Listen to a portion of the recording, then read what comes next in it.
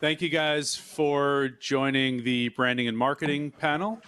Hopefully this will be a really interesting and engaging conversation and dialogue for you guys. So I'll introduce myself real quickly. My name is Evan Eneman. I run a branding and creative agency called Flower Shop based in Los Angeles, as well as a venture capital firm in the space called Casa Verde Capital, and a professional services firm called Ello.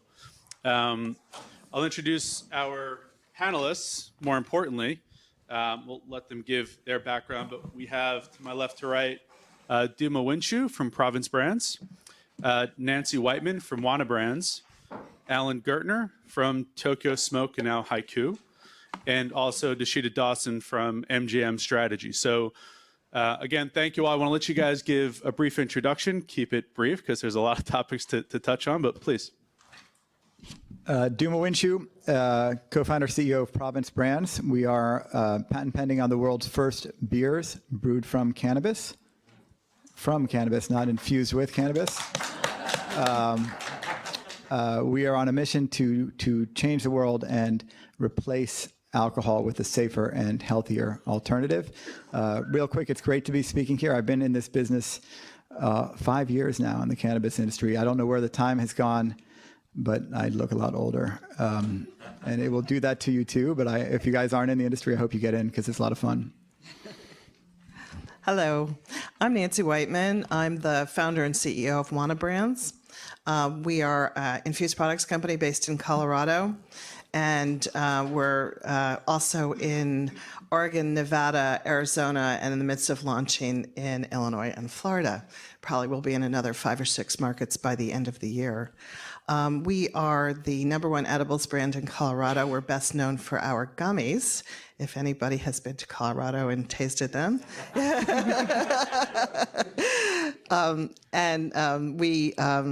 I guess we have the distinction of having the only show and tell of the day. So when we get there, I'm going to share with you some of the many challenges of branding and marketing in the cannabis industry.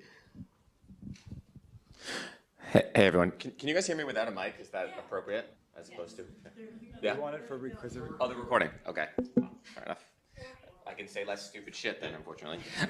So I'm Alan Gertner. I am the CEO of Hiku. Hiku is a publicly traded cannabis company in Canada. For those who don't know, Canada, in this case, actually has all of the world's largest cannabis companies.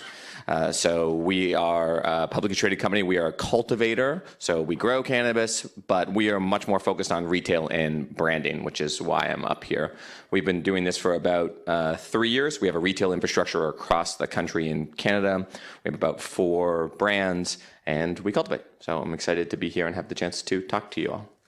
Apologies for my Canadian accent. Hello. Hi, my name is Dasheeda Dawson, and I am the founder and president of MJM Strategy. I am what I call a corporate to cannabis crossover. I moved into the industry almost 2 years ago after leading the building and management of brands at Target Corporation, Victoria's Secret, and Full Beauty. I am now really, I guess, surprisingly, a thought leader in the industry as it pertains to branding and marketing, but strategy overall.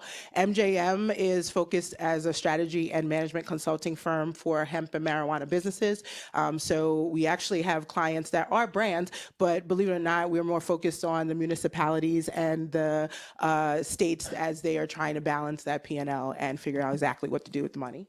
I'm just excited to be here at one of the first MBA conferences on cannabis, being an MBA myself.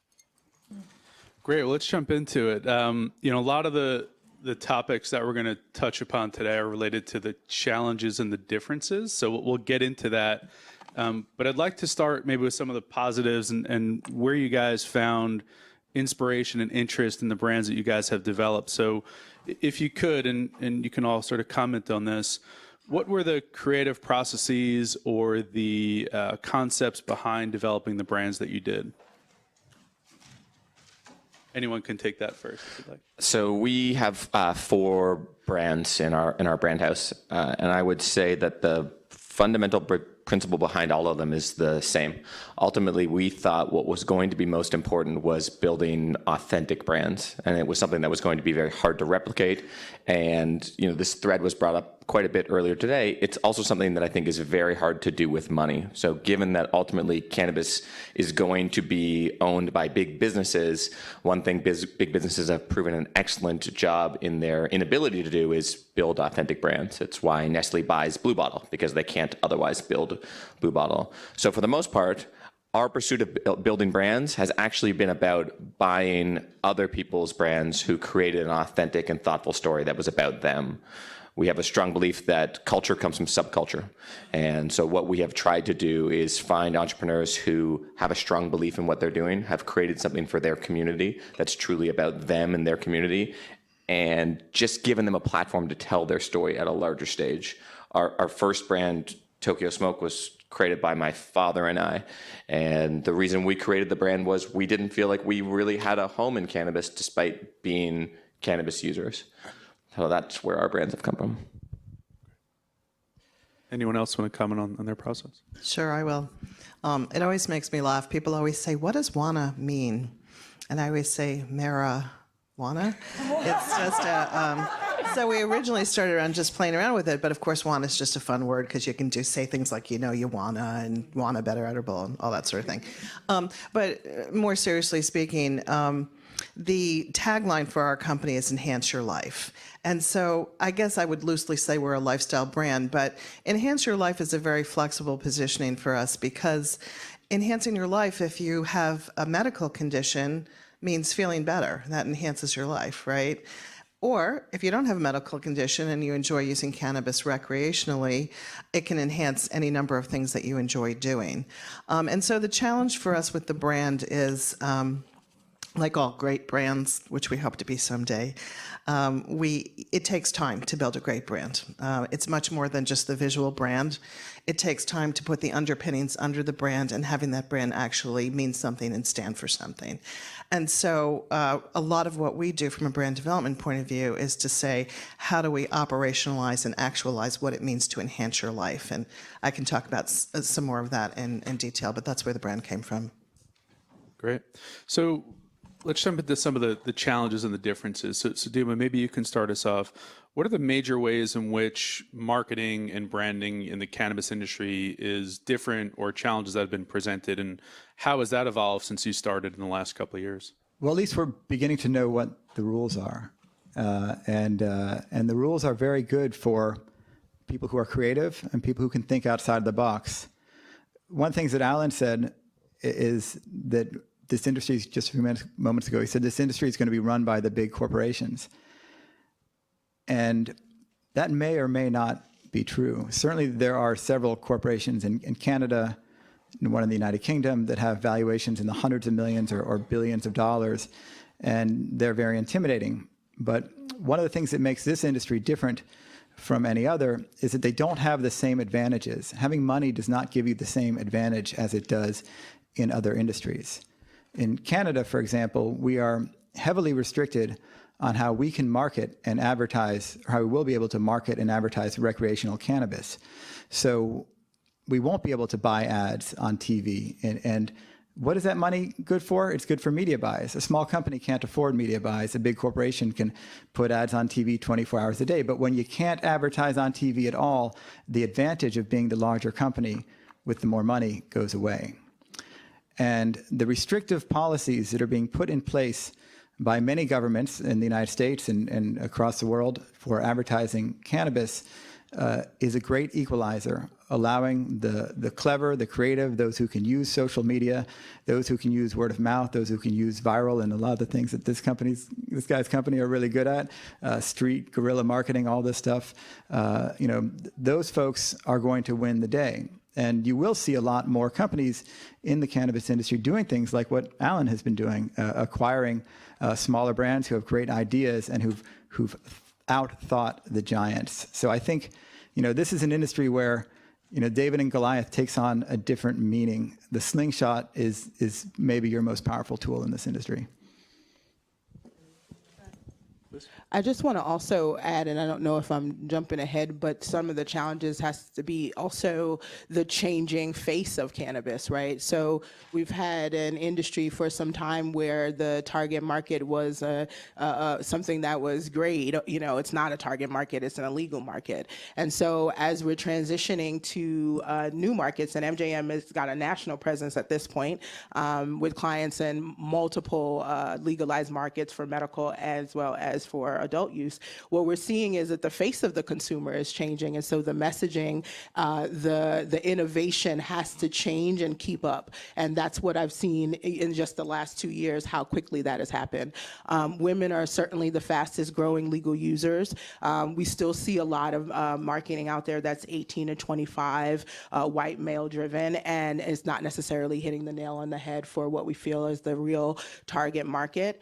And from what actually tends to be the lifestyle piece of it, not enough people some people are focused on the product, right? And that's what your marketing position may be. But from the rest of the positioning, we are starting to see some brands that actually add that lifestyle piece to it, that influencer piece to it. And since we don't have a way to necessarily advertise in a traditional sense, the audience that gets generated from influencers, personal brands that are being built behind the bigger brands actually is very valuable here in the cannabis space. To me, one of the biggest differences in marketing and branding in cannabis is lack of universal acceptance as to what cannabis is or is going to be. So if you think about like beer as an easy proxy here, we all know what beer is. Beer is a consumer product, and we all know how to sell beer. It's really easy to understand. Whereas in cannabis, we don't have a set nomenclature yet. We don't have set behaviors. We are establishing all that on the fly. So as a result of that, you can't just use, to exactly Dooma's point, you can't just use standard practices. And to exactly your point, there's not a standard market yet. We don't know anything about this. So we are all sort of a bit grasping at straws to take a guess as to what we think the future is, and even what are the most important parts of this business. You want to use the alcohol business as a parallel here again. In the cannabis business, people often, at least I hear it still reasonably often, like, I grow the fucking best weed, dude. I grow the best weed. It's like, well, I mean, maybe you do, but that might not be the most important selling point, because if we use alcohol as a proxy here again, the example I always love to use is, Grey Goose. Grey Goose is a clear, flavorless liquid, and also like, what the fuck is French vodka? That's never a thing I heard of when I was growing up. I don't know what that is, but apparently it's super valuable and worth paying more for. So it's not like French potatoes are especially great for French wheat, for that matter, is especially great for vodka. There's a great story there. The only good part about the alcohol business is the part where you affix the label to the bottle. That's how alcohol companies make money. That's how they sell product. We don't know what cannabis is going to look like yet, and so we're all trying to figure out where value is truly being created and what consumers want. Yeah, one more quick comment on this question. One of the huge differences between this industry and other industries is that because it's federally illegal, we have to operate on a state-by-state basis. Now, there's many industries that have differences by state, tobacco and alcohol being two obvious examples. But Billy, could we bring that slide up for a sec? I wanted to just show you this because this is truly a picture is worth 1,000 words. This is our packaging in the 5 different states that we're currently in. Now, branding 101, we're all MBA, and many of you are MBA students here. You know that we all shoot for brand consistency, right? There is no ability to have brand consistency in the cannabis industry because it's regulatorily driven in terms of how you can package, what it has to say, what needs to be in it, what the dosage is, what color it can be, how you can mix the flavors. So although it breaks my heart to look at this slide, we have packaging that looks completely different in every state that we're in. So it's an enormous challenge. How do you create a national brand and a consistent reputation in an environment where you pretty much have to start over in every market that you go into.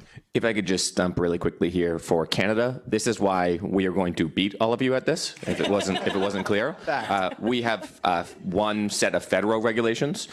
We have a market that's bigger than California in terms of demand, and we are allowed to export to other countries. So, as a Canadian, our lunch is constantly eaten by you guys, and this is really for Canada, a true competitive advantage. We have this opportunity to build the largest brands in the world, the largest cultivators in the world, and I encourage you all to, for many, many, many reasons, support the legalization of cannabis. But another little extra one is the economic value, because otherwise, Canada, we will capture all of it. And it will become our wine like France has, as opposed to your thing. I want to throw something out there too. I think that this question is such a loaded question. You can see how many answers there are to it. And I think an angle that no one has mentioned so far is the responsibility that comes with marketing your products and branding your products in the cannabis industry.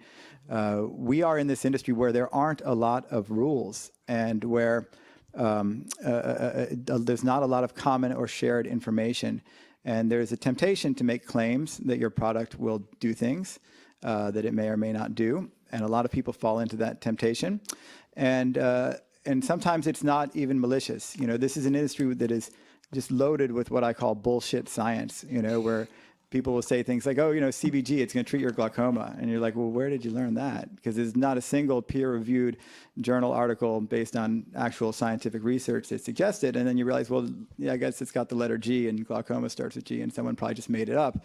And everyone in the industry says this, like it's true, like it's a fact. And then you start seeing products with this written on the box and on the packaging. And I guess I would just caution that as we're building this brand, if we want this industry to succeed, as we're building our brands, we have to do it in a responsible way. We have to look to the real science, the peer-reviewed journals, the real things that people know about the industry. It's like John Winthrop and later John Kennedy said, we're a city upon a hill, and the eyes of the world are upon this industry right now. And the way we choose to brand and market these products will determine whether or not this industry succeeds. So if you guys are going to build your businesses, keep that in mind. I mean, that's a good point to bring up. We're kind of working within this pseudo-regulated, self-regulated environment right now. And to your point, we each have a responsibility for how we present the industry, not just domestically within whether the US or Canada, but really to the world. What are you guys doing specifically to address that? What are you thinking about your brand values and the attributes you're trying to represent and message to the public, where you may have to do so in 6 different ways or more than that? Or in Canada, you may have to use very basic packaging that actually shows the ramifications of, like, tobacco, what that does to your body, and be sold through the LCBO and not your own branded retail. So how do you address some of those different dynamics in your businesses? I'm happy to start on this one. I think there's a bunch of ways that you do that. I think one of the key issues that we have as businesses is, what is our responsibility in terms of education? And I would say that there's 2 levels of education, and the first and foremost, at least in the United States, is bud tender education. This is still primarily a B2B market. And you have to educate and be part of educating the people who are actually talking to the end customers, and that is the bud tenders. First of all, if the bud tenders don't like your product, you're dead anyway. I don't care how great your packaging is. It doesn't matter. So that's really a piece of it. And there's a lot of judgment involved with that piece of it, because I know my own company is, of course, we do education on our own products. That's a given. But we are also investing heavily in providing general education about the endocannabinoid system, methods of ingestion, those kinds of things. And we're having medical professionals review everything that we put out, because I think that there is a real concern that we don't make any claims at all, and I think it's completely illegal to make claims, by the way, if you look at even what's happened in the supplements industry. But even without making claims, I think you have to walk a very specific line between educating people enough that they can give good and credible information and not having them cross over into what really should be the relationship with the doctor. So I think that's really part of the responsibility that we have as business owners in the industry to educate appropriately. If I could just jump in and piggyback that, Dooma called it bullshit science, but I call it bro science, right? So you get it from your bro.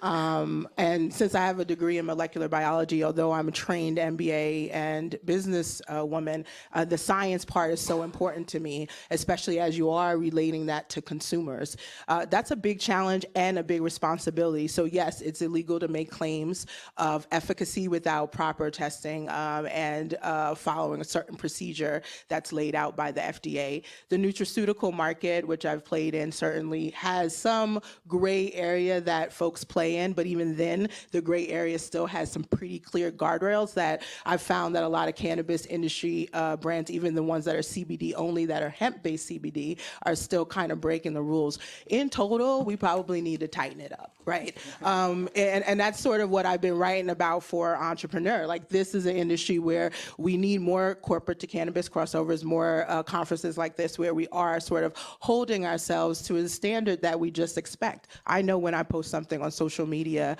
for Target or for Victoria's Secret, there's a certain level of expectation as to what I'm posting. But I think education is the number one thing. Another important thing I'll just share, it's a bit of a trick also to get around not being able to boost or post. Believe it or not, in Facebook, and I'm a digital expert, so at Facebook, the rules say if you're promoting education and advocacy, you absolutely can boost. And so even if you have products, even if you have a URL that goes back to a product, create a URL that makes sense, that is more of your education landing page, as well as create content that is around education and advocacy. An educated consumer is also going to be your best consumer in the long run, which we have so many mainstream consumer marketing studies to show. So there's just a lot of things that we already know from real world, real business that is completely applicable here. And there are a lot of case studies in other industries that have just started out. I use the natural hair market for beauty for women of color. Started in 2006, really saw its biggest boost in 2016, and now we have Unilever buying the largest company, the first $100 million business, and Shea Moisture. I was a part of that. This is not that different in terms of the way that it's developing. Yeah, I completely agree with that. For us to make sure that we are telling a consistent story, we 100% look to other industries that are doing this, because this is, although a different industry, there's so many tips out there that you can learn, especially for the authentically built younger brands in the consumer product space. And my major insight from them, like I spent 6 years working at Google. We watch what tech companies do. It's have a good ground game. Despite the ability to use tech to touch people, ultimately what people want is an in-person story. Ultimately, they want is something to connect to. It's why you're all here, because you could probably be at home watching some equivalent of this, right? You want an in-person interaction. And so what we try to focus on and do everywhere, and this is effectively legal everywhere, is educate and host events where communities can come together and we can tell a story. Now, that story can tie back to our core narrative for our brands, but we can still be doing a service for the community. We had Tahira to Toronto, and we did a Women in Weed event for our Vanderpop brand. You're able to engage hundreds of people. Those hundreds of people, if they have a good day, they tell an incredibly large group about the authentic and thoughtful experience they had. For us, that's the best way to tell a consistent story and to touch our audience. So that brings up, some of the innovative tactics, and maybe not so innovative, but things you have to do, talking about almost more guerrilla marketing, street teaming, really interesting experiences and activations that you're creating to engage with consumers where you can't use traditional platforms. What are some of the tactics that you guys are using? How are you using them, and how are you targeting different demographics as those continue to shift as the market emerges? I'm going to sort of answer your question, but not answer it, because I think that the most important tactic that nobody in this, or very few people in this industry are using, or at least in the product side of this industry are using, is just first have a really good product. And I mean, look, you guys are all MBAs, and I think it's like a disease on this industry that people come out of like marketing positions at big companies, or maybe they have an MBA and they think they know how to market something, and they make a great package. They make great advertising in states or places where they can have advertising. It all looks so good, and you buy it and you unwrap it and you bite into it, and it is terrible. And it's different every time. And Alan's talking about selling an experience, selling a lifestyle, you know, and you can do that with Grey Goose vodka. People aren't buying the 15 cents of liquid that's in the $7 bottle when they pay $40 for Grey Goose, right?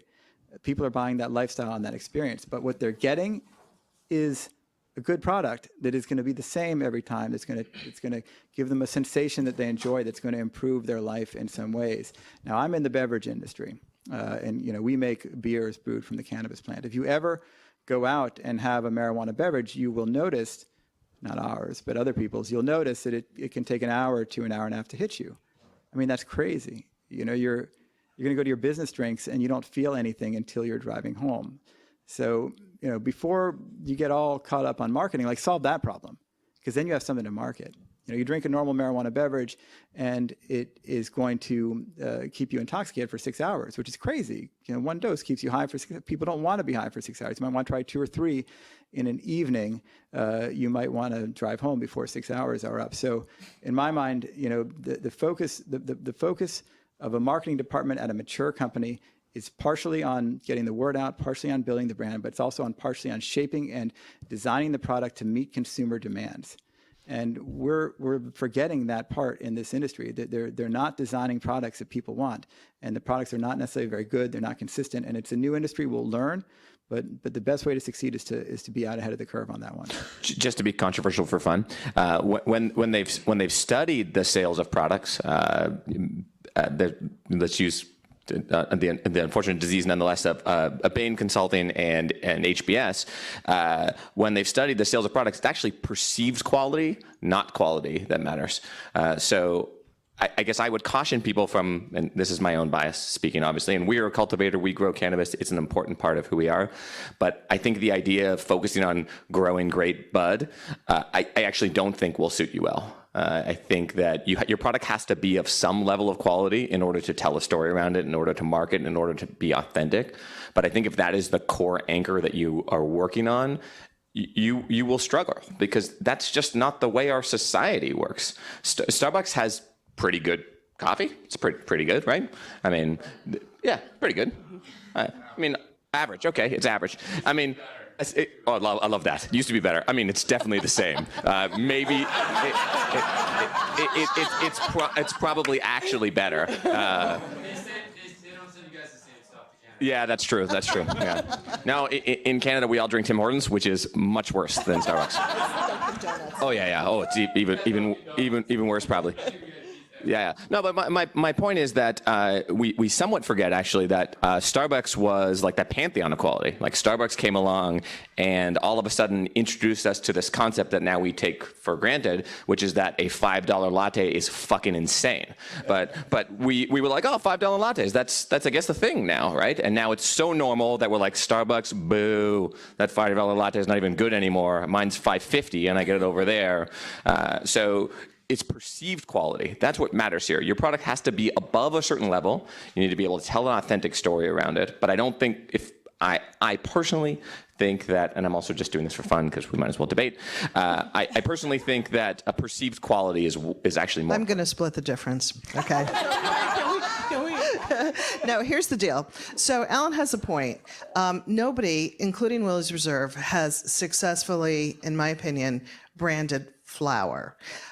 Strain is a strain and a strain. Blue Dream is Blue Dream, whatever. However, that is very different when you get to the edibles market and the infused products market, and here's why. First of all, people can taste it. If it tastes hashy and icky, So that's for starters. But secondly, edibles can be scary, and people look for consistency above all.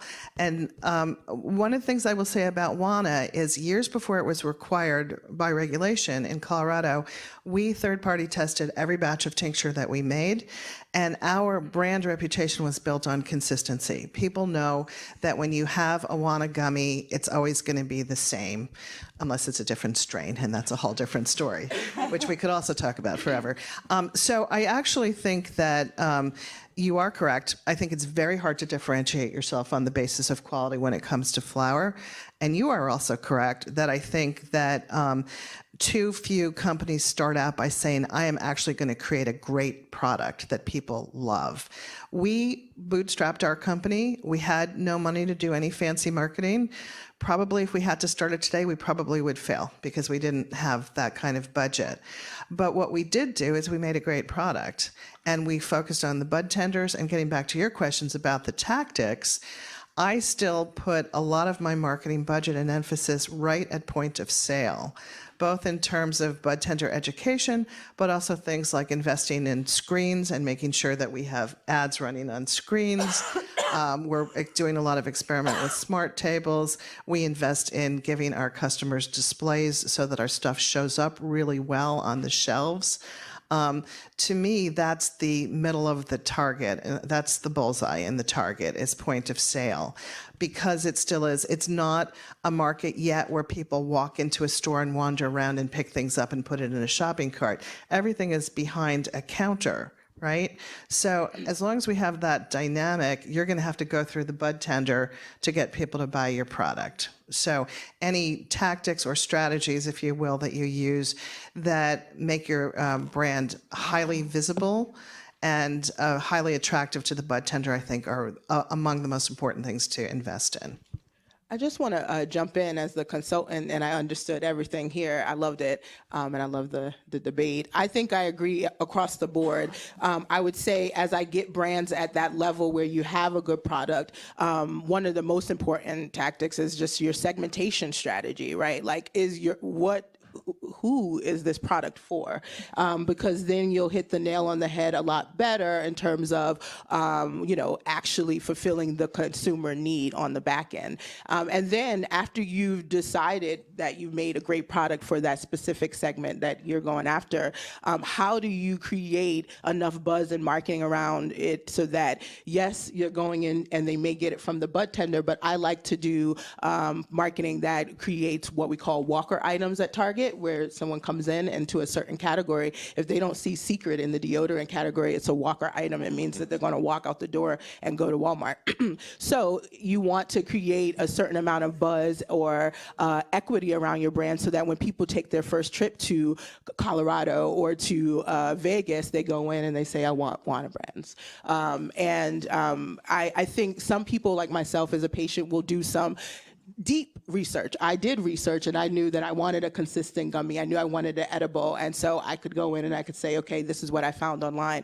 As we start to see the market expand, you want to go out and touch people, and I think education is what draws them in. And it's not just about your product, but just about, like you said earlier, the entire endocannabinoid system. People don't realize that we all have it, not just themselves, but also their pet. I use that as what I call as a sneak tip for hacking into mainstream as well as a tactic. People are more willing to try cannabinoids as an ingestion for the pet and as a topical for themselves. That's the point of entry. Sure. If you think about that it. Seems cruel. I said that seems cruel. But it's true. I get that, but it does it seems somewhat unfortunate as a thing, as a society. We're like, well, I'll give it to my dog.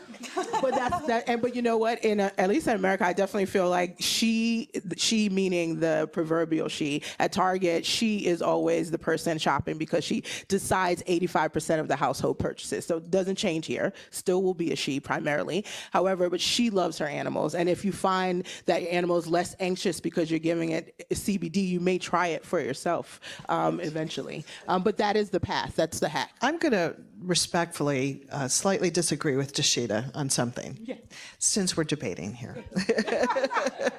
And this is a point in time point, not an overall point. But I cannot tell you the number of times people come up to me and they say, I have the best idea for an edible. And I say, we are not under NDA with each other. Please don't tell it to me. But they can't control themselves anyway. And so it's always like, it's a quinoa bar with shredded kale. And, it's always some. And I say to them, gosh, that's such a good idea. And in the larger world, I'm guessing that you could actually find a market for that.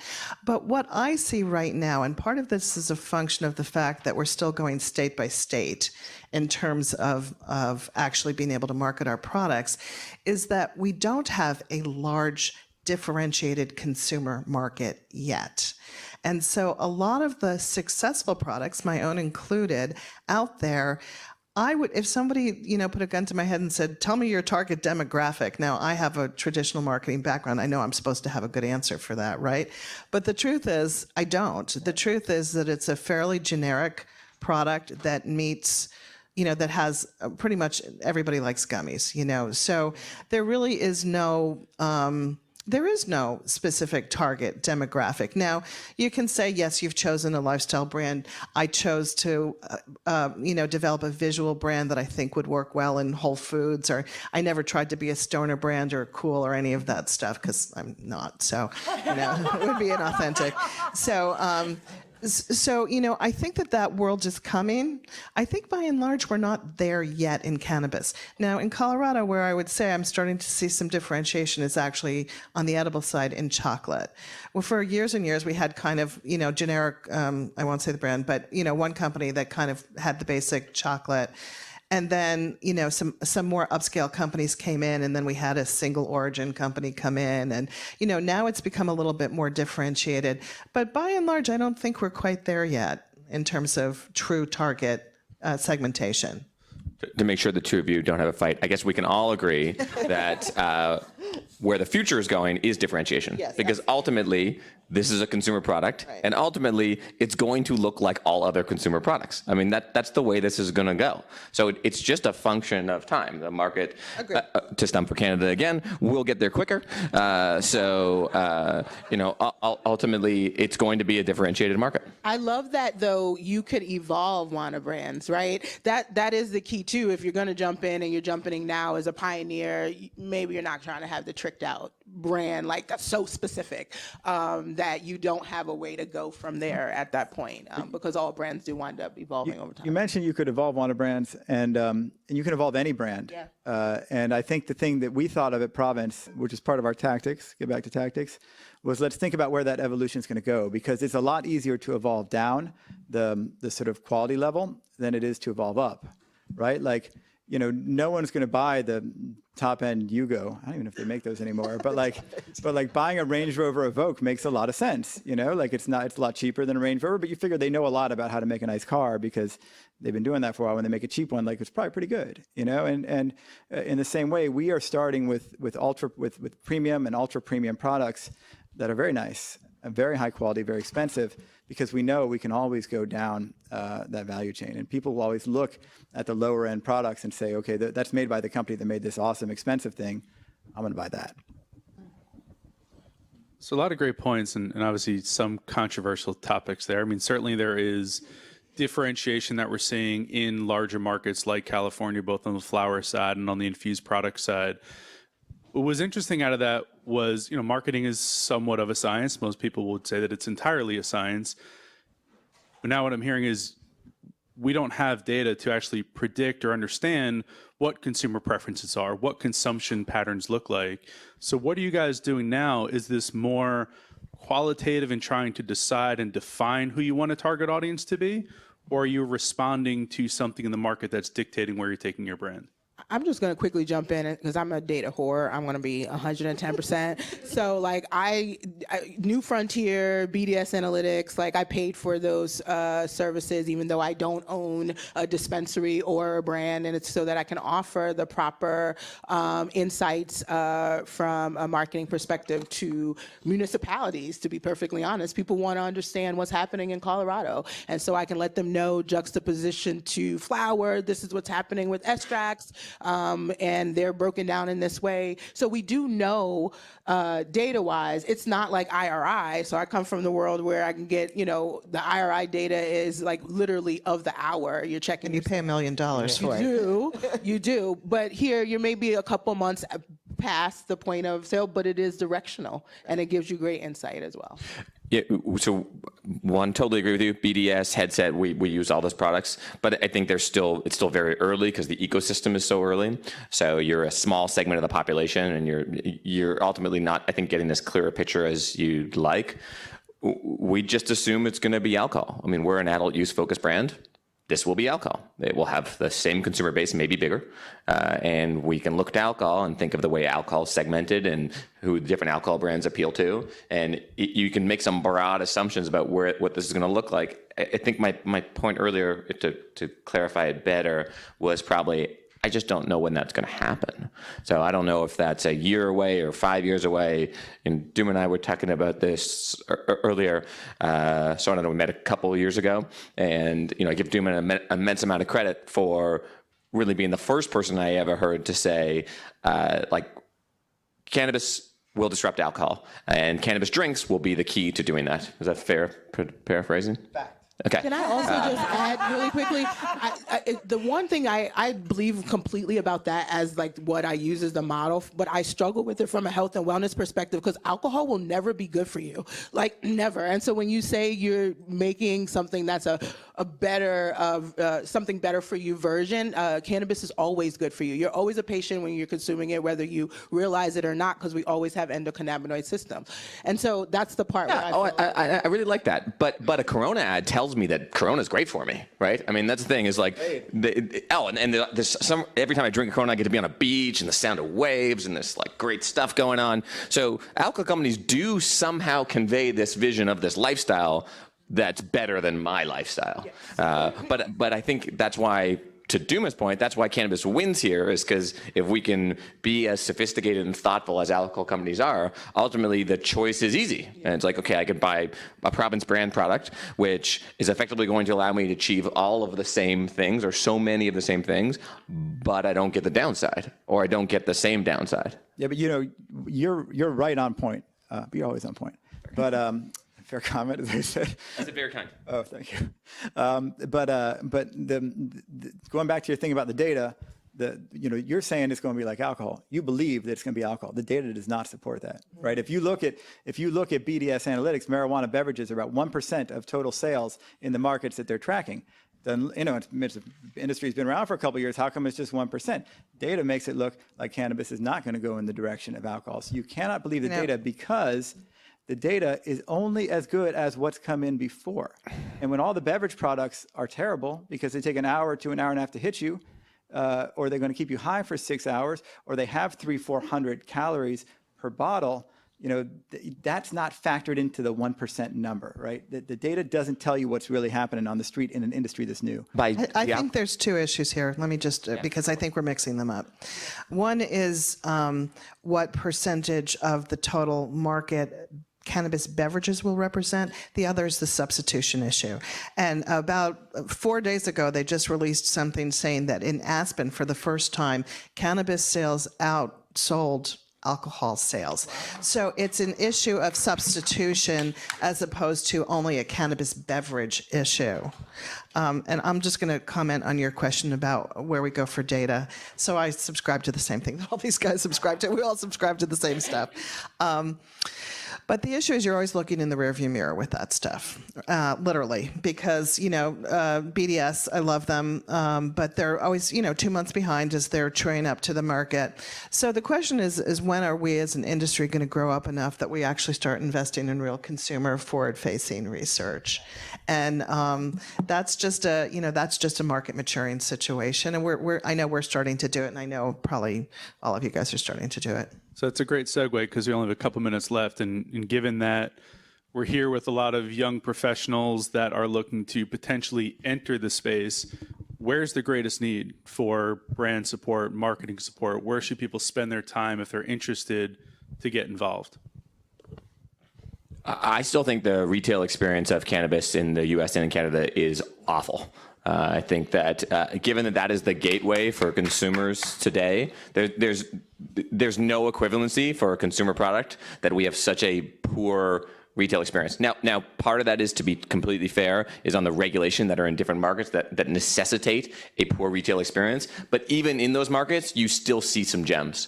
So we know it's possible. And part of it is buying into a vision of what the market is going to be as opposed to what it is today and working against that vision. So to me, the retail experience is the best way to both make a mark and help play a transformative role, because that is the core place of education. The bud tender and the experience around the bud tender is what decides how consumers are going to behave. I would be a bit of a devil's advocate and say I agree about POS, but because POS is limiting, the digital space is going to be paramount, and most cannabis companies have not figured out how to navigate there. So the expertise from the mainstream world is really important. I would also argue that there isn't enough consumer-focused education. We do a lot of B2B. I myself just launched the Cannabis Education Advocacy Symposium and Expo, CEASE for short, which basically is one of the first consumer-facing symposiums. I think we need to learn about the health and wellness benefits before we jump into the business side. And so if you do education, education management, any of that, I think that there's a big white space. My last point that I would say is just in terms of the fabric of making this a lifestyle, so accessories, ancillary things to support being a user, a bag, a purse, these are things that I think are also still kind of missing. We don't have the rest of the lifestyle of being a cannabis user. I'm going to go in a different direction. There's so many needs where I could go on with this forever, but I would encourage people to be thinking about market and data-informed product development decisions. I really feel like, in Colorado is a perfect example, edibles, within the edibles category, gummies are by far the #1 category. We are by far the #1 gummy company. So in the last 6 months, I think 12 different companies have released gummies. So stupid. I mean, on the one hand, kind of looking at, oh, yes, it's the biggest category, so I'm going to go after that. But a given dispensary is not going to carry more than 3 of a given anything. They don't have the shelf space to do it. So why go after something that is already so saturated, right? But if people really were thinking more in an informed way about where the market is going, where there's actual gaps in the marketplace, where there's the possibility for product innovation, that's where I think you're going to get the biggest marketing lift long term. I want to second what Nancy said. Basically, like, if it hasn't been apparent from all the things that's been set up here, there's real problems with the data. The people are not doing A/B testing. They're not figuring out what the consumers want.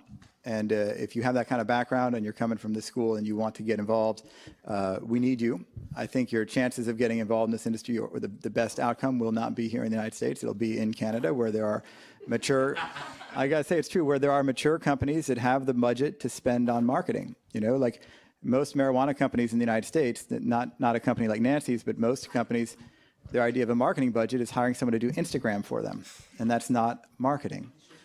In Canada, they have very developed infrastructures for marketing, and you're going to have to be very creative to figure out how to market your products around the rules in Canada, but also how to market your products in other countries where you can legally ship them from Canada, where you'll have less restrictive rules. So I think those are the opportunities. So apologies for having to cut this off and not being able to take any questions, but I appreciate the panel. Thank you all, and for all of you joining. Thank you.